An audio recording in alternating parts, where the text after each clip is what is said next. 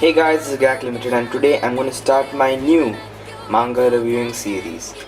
Yeah, so today we are going to review Pokemon Black and White manga. This is the first manga I have ever bought back in 2014 when I was in 6th grade and I was collecting Pokemon trading cards and all that shit. I have some like 3000 of those. I just wasted a lot of money. But I also collected these, just the 3 of these. I bought it from flipkart.com for a price of 200 rupees each of these.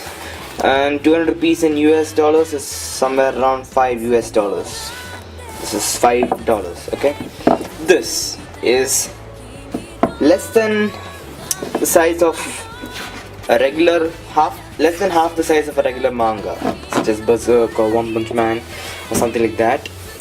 So I'm going to first, just for the sake of it, review it, and I'm gonna recommend what is better, but I will recommend that if you are interested in Pokemon, buy the original Pokemon Adventure series which cover the Kanto region, because that's way better. It has more gore, it has more everything. This is boring and just kind of a rip-off of the game. It starts off like introducing the characters Black, then Professor Juniper with her weird Pokemon trying to be cute but doesn't look cute, then flips up without any text, gets angry, punches Tepig. It's kind of like cliche and not really interesting at all. It's kind of a rip-off of the game. That's exactly what it is. It has no extra story other than a boring fact that if Black's mushroom comes and eats his head, he'll become blank and be able to think like what? Naruto could use that. And found out this is Sewaddle. Why did you need to go all that far just to search that this Pokemon was a Sewaddle? That is dumb. And then a little more fighting. He gets off his box. I don't want to spoil anything, but I think I can spoil something because I don't think anybody's going to buy this book other than kids, and I don't think any kid is actually watching this video. And then look at this ugly little cry by Beyonce. I don't know. And then he shouts in the library about all the Elite Fours and shit like that. And they say shh. Then flashback, wasting black bars and space. This book is a little more wider in aspect ratio and a little less taller, but you'll not notice the difference if you don't really care much. So I just rushed you through the entire book right now. And then he meets some weird trainer rock climbing guy in Route 1, obviously. This is just stupid. And then he battles with Roggenrola, Whimsicott and Blitzel. And then fight, and then he realizes he has a weakness to fire and he doesn't like fire, and then he carries 200 water bottles every time, and it's just junk. And then there's an advertisement. Then he shouts, "I'm gonna be the Pokemon winner, gonna be the league winner," something like that, and runs off in a cliche way. And that's it, advertisement. Yes, that was volume 1.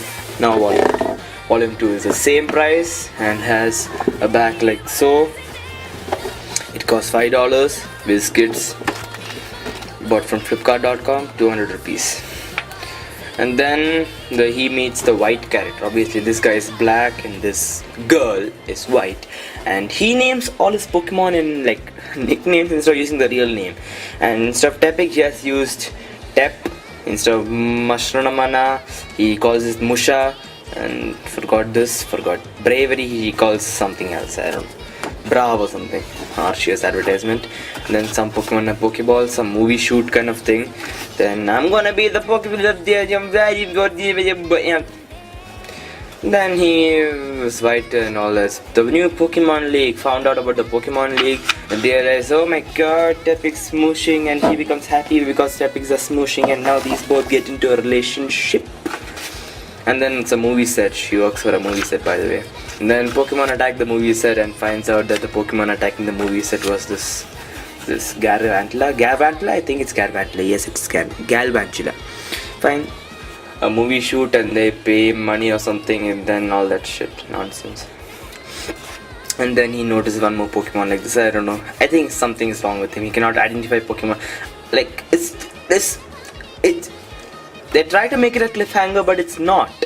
And now it's like the Timber and Team Plasma introduction, and then Team Plasma saying to liberate your Pokemon and stuff like that. And this guy, I forgot his name, Gents, something like that. I spilled curry on this. And then he catches the Galvantula and stuff. Then he gets a Pokédex because Professor Juniper was late, and then some dark type Pokemon.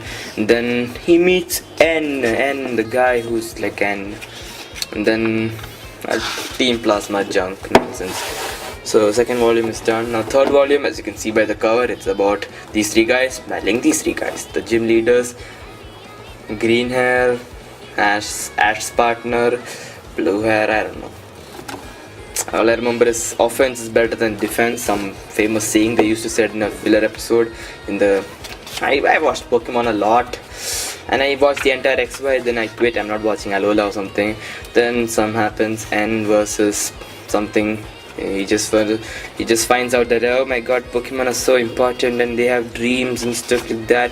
And that's why they leave him and they go to the gym and then fight with Beyonce and Sharon something.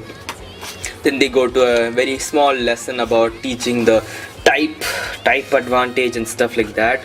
It's boring. This is Panpour, Pansear and Pansage. And then they get to the actual fight. It's a trio fight because trio fights were first introduced in Pokemon Black, obviously. And that's why they did it. Crash, Flash, something. And then they teach all that. It's just continuously teaching kids how to play Pokemon. It's like guidebook, you can say, but it's just the worst guidebook and costs too much for a guidebook. Okay, the book is over. So would I recommend to buy it? If you're a kid, yes. If you are an adult, no. Why would you buy it? Go buy Berserk, Vagabond. Yes, those are the next ones I'm going to review. Stay tuned. Bye bye.